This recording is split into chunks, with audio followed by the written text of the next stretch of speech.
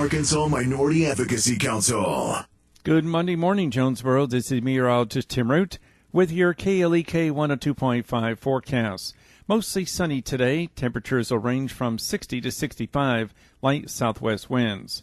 No frost tonight, not quite as cold, 40 to 45, partly to mostly clear with light winds. Tuesday should be mostly sunny, about 65 to 70. A little bit cooler Wednesday, partly to mostly sunny, around 60, maybe a few showers Wednesday night. Jonesboro, that's your KLEK 102.5 FM weather. From Feature Story News in Brussels, I'm Kevin Ozebek.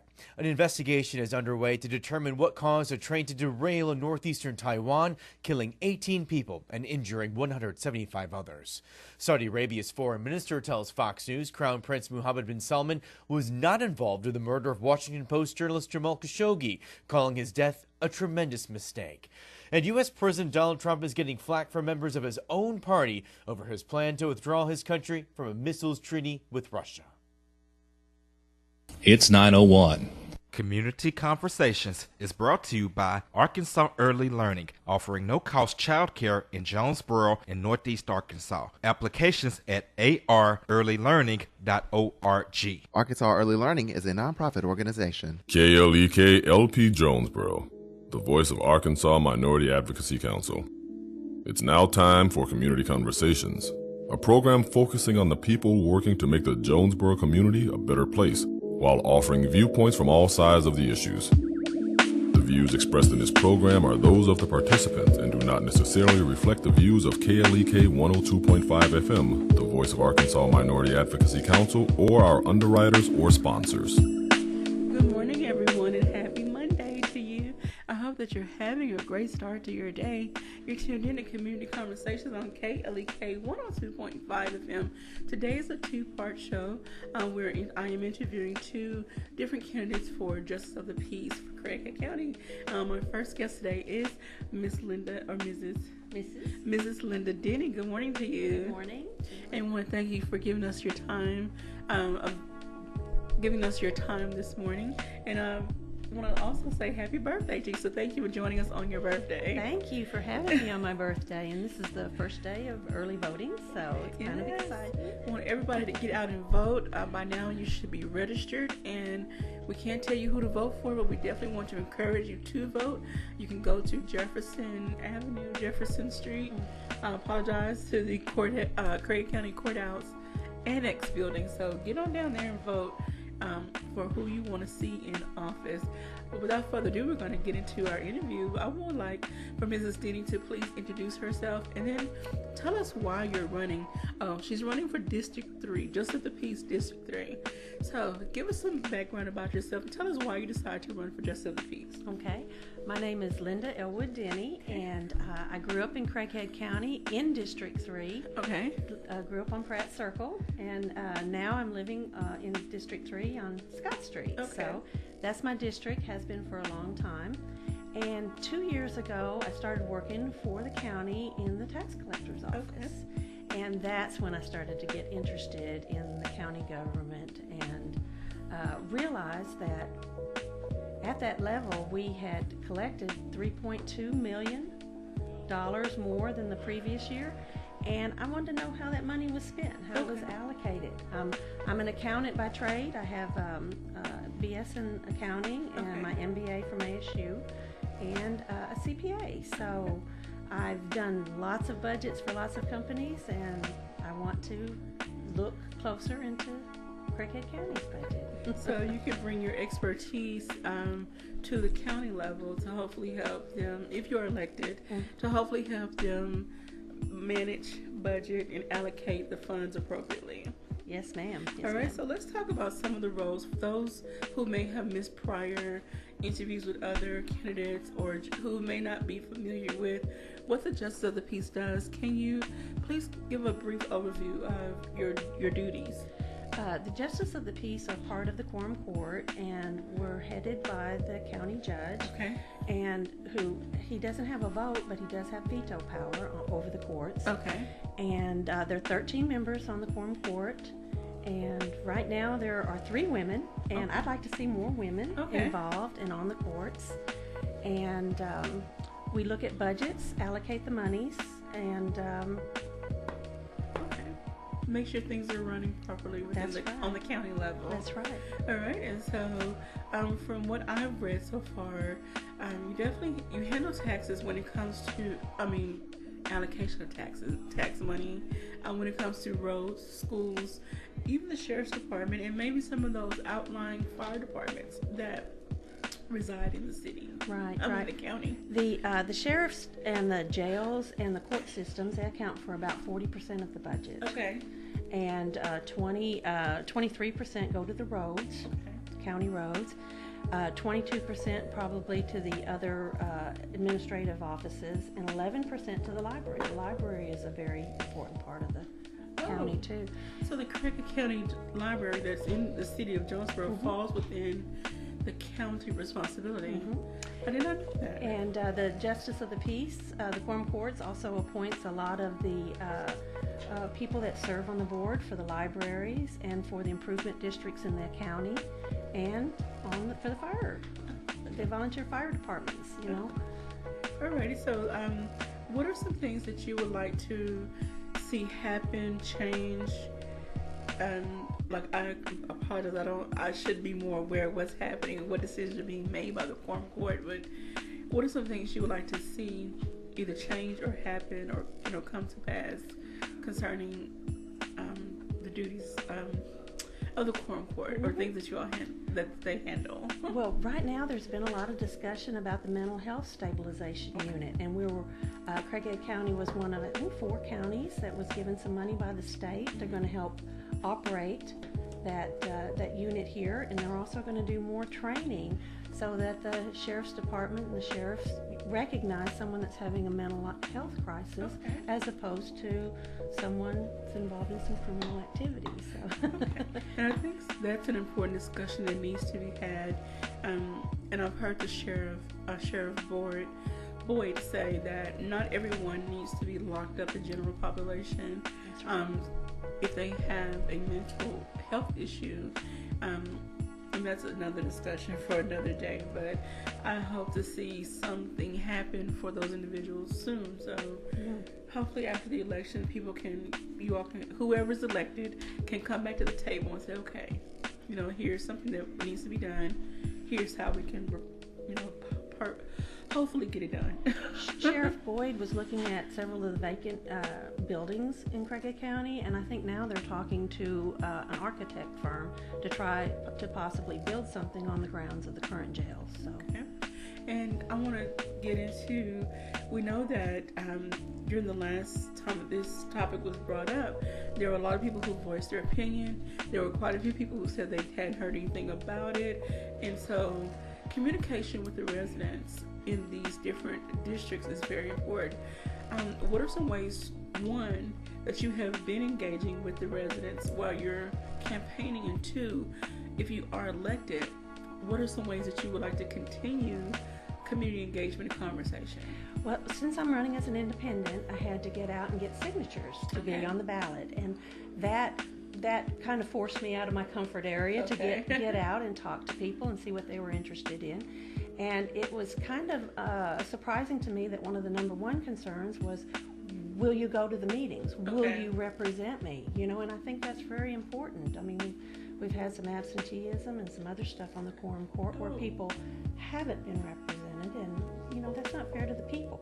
No, I feel that no matter what position it is, from the top to the bottom, if someone is elected, they need to be present, because there are important decisions that are being made or having to be made, and we need proper representation, because if a decision is made, it affects the whole county, not just whatever district is present.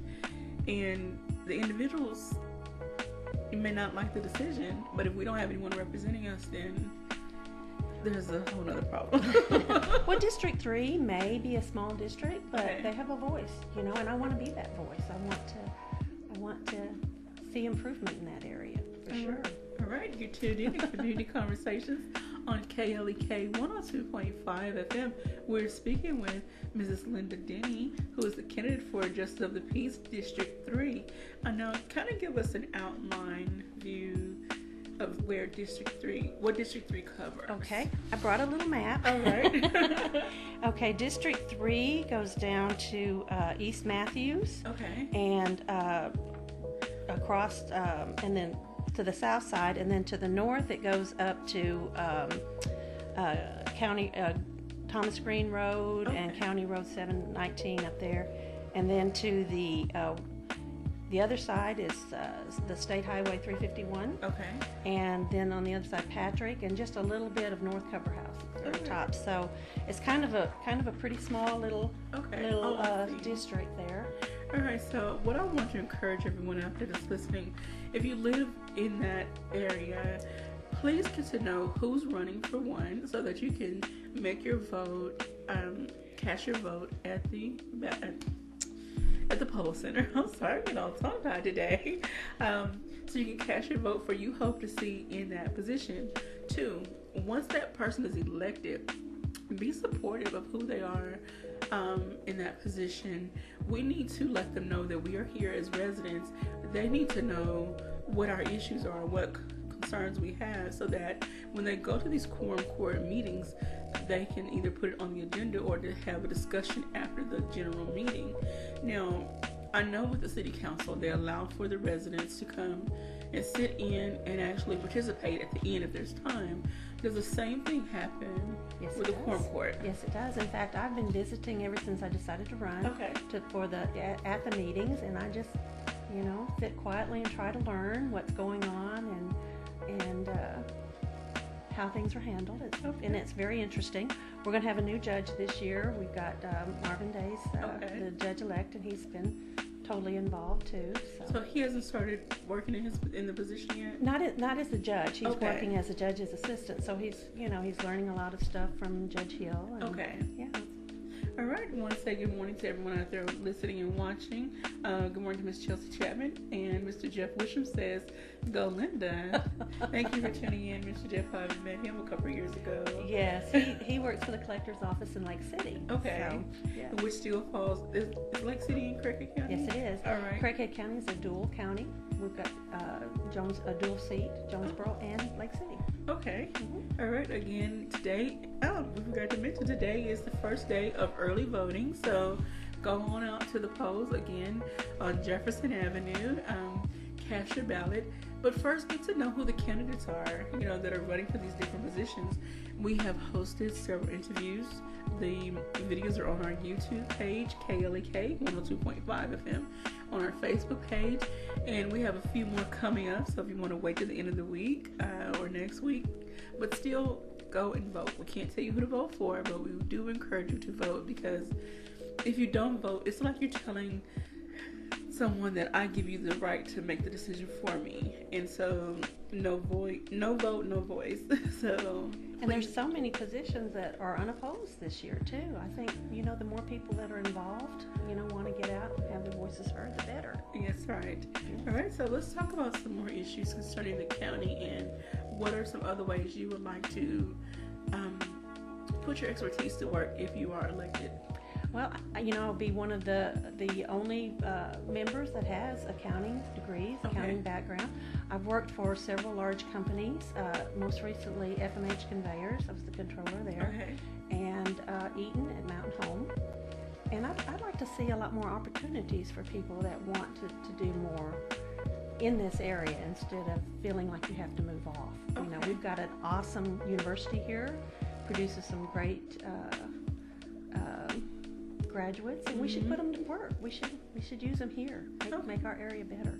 I don't think, and I must admit for myself, I've had a bit of a disconnect because I've lived within the city limits, not having a full understanding of how things work on the county level, and I, probably like many others, still don't have a real concrete understanding. And that's interesting too, because this district is completely in the city. It's not a rural district at all. And so I think sometimes we overlook that Jonesboro is in Craighead County, so there are decisions that are being made that affect us as well, just as decisions are being made by the city council and the mayor. decisions are being made by the quorum court and the county judge. So Yes. we need to be aware of who's in what position and what decisions are being discussed, topics are being discussed, decisions are being made, so that we as the residents can voice our opinion. Yes, we like this. No, we don't. Can we hold up and think about this for me? You know, we all need to be more aware and not just reside in the city or in the county. We need to be more aware and be more active and proactive. Yes. instead of reactive after the fact. All right, so what if, I know we can talk about roads and flooding, and those are huge issues. So within District 3, are those some of the issues that have been discussed before? Yes. In fact, I've had a lot of people talk about Patrick Street. Yeah. There's no sidewalks, and the lighting is not adequate. You know, and it's a danger sometimes. You know, I've seen people in wheelchairs going down that in the dark, and that's scary. Oh my goodness. Yes, very scary. So, you know, of course, it is a city street, so the city will be primary on that, I'm sure. But, you know, I need to find out what I can do to help that along. You know? Absolutely. All right. And I guess it would help if you are elected, then you can continue engaging with the residents that live in that area. Absolutely. And then take their concerns back to the quorum court meetings and say, okay, here's what the residents want, need, desire. Yes. And here's, you know, let's look at the budget and see what can be done and when can whatever be done. Because I know from the different conversations I've had with other city officials, there's a budget, and everything doesn't work when we think it should work. You know, it doesn't happen when we think it should happen. So we have to be a little patient, but still be a little persistent. Yes, absolutely. Absolutely. Yes, ma'am. All right. So, what have been some of the things you've learned though from talking to people? What have been some other, I don't want to say necessarily concerns, but just issues or things they brought up? I've heard some conversations too about just activities for teenagers. You know, what can they do? I mean, we've got several really nice little parks, but you know, the kids get a little bit older. You know, they want to do different things. And I know Craighead Forest is awesome. You know, I appreciate that, and the skateboard park that's out there. But you know, what can we do for District 3? What can we do for that area? You know, and there's a lot of space. I don't know. There's an area on Belt Street. So there's part of it. There's this big. I don't know who owns the land. Big space on Belt Street and leading up to where the Habitat for Humanity Code, like whatever that street is right there. Yes. That land has been vacant like for years, over 20 years. And they built that big church there too. Is the church occupied? I don't think so, and I don't understand that either. That's interesting. But they did put some really nice sidewalks there, you know, and people are using them. It's awesome. I mean, it seems like the sidewalks are a little bit larger, more user friendly. So maybe if the residents, you know, voice their concern. Again, I don't know who owns that space of land where there's, I think, an electrical tower or something is over there. Maybe there can be something that could be beneficial to the residents of that area and in the neighborhood. We never know until we let our voices be heard. Again, whoever gets elected to that position, you need to let them know how you feel about certain things and what you would like to see in your area. Again, we can't tell you who to vote for. And I didn't give the disclaimer in the very beginning that KLEK does not support or endorse any particular candidate. No compensation was given for this interview. This is strictly for informational purposes only. So want to make sure to put that out. And there's been a lot of discussion too about bike trails and stuff. And I think that'd be great. That'd be awesome to have, you know, some safe areas to ride your bike. You know? That's right. Especially over in that area. It is a little dark over in District 3. That's where I live. And so it'd be nice to see some things happening that I sadly wasn't aware of you know, before a couple of years ago. And now that I'm getting more involved in community activities, I am starting to see some things that I didn't see before. And so it's time to be a little more proactive versus reactive. Absolutely. All right. So as we get ready to close, any final words? You can contact me on my Facebook page, Okay. Linda Elwood Denny, for Justice of the Peace, District 3, Cricket County. I know that's kind of long, No. but I've gotten some, some suggestions and some comments on that, so that's nice. Okay. All right. So again, if you would like to get in touch with Mrs. Denny, now, are there any other opportunities for people to meet you, or where can they? Well, I try to get out where I can. Okay. You and I talked earlier about that supper for the Habitat. That might be kind of fun to go out there. All right. So Super Sunday. Yes. Habitat for Humanity fundraiser. So that may be an opportunity. Yes. All right. So do you have any other planned events? I really don't. I'm kind of, finding them wherever I can. Okay. I got to go out there to that Jonesboro for the Future at Okay. Northside Park. That was fun. Met a lot of people out there and got to talk a little bit to some people. All right. So again, everyone, I want everyone to put the same investment into the justice of the peace positions as you do the city council, mayor, governor, whoever else, because the justice of the peace make decisions on the county level. They work hand in hand with the county judge and with the sheriff's department and other entities on the county level. So we need to put the same energy into getting to know who's running for those positions and electing voting for the person we want to see in that position, that we feel is going to represent the district in which we live. So again, please go out and vote. Early voting starts today on Jefferson Avenue. I hope I'm saying that right. I hope it's Avenue. It's the Cricket County Courthouse Annex building. That much I do know. I'm sure Mr. Kane Holiday will be down there. They've announced some new voting machines, and hopefully the process is more streamlined. Mm-hmm. And so we'll see how it goes. The county had to, contributed the money to purchase those voting machines, and the state helped. So you've got to take advantage of state offers when you get them. I know that's right. All right, this is Community Conversations Part 1. Part 2, we'll come back with Mr. Steve Klein, who's running for JP District 10. Please don't go anywhere. We'll be right back